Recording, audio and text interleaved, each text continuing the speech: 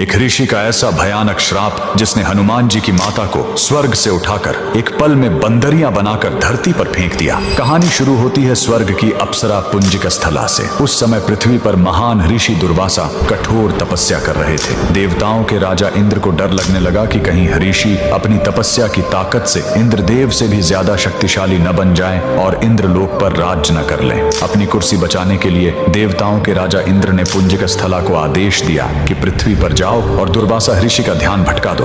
इंद्र के आदेश पर वह ऋषि के आश्रम गई और उनकी तपस्या में बाधा डालने लगी।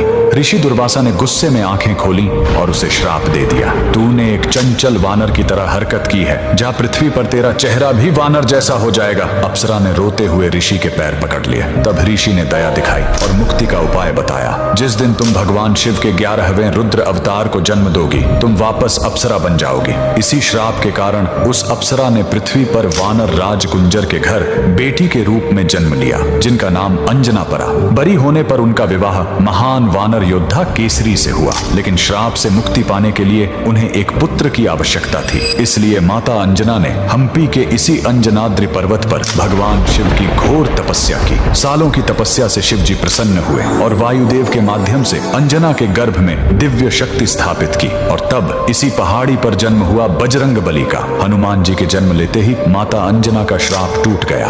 आज कर्नाटक के हम्पी में स्थित यह अंजनाद्रि पर्वत इस पूरी घटना के गवाह है। 575 सीढ़ियां चढ़कर आज भी भक्त उस पवित्र जन्म स्थान के दर्शन करने आते हैं। पवन पुत्र हनुमान के लिए कमेंट्स में जय बजरंग बली जरूर लिखें।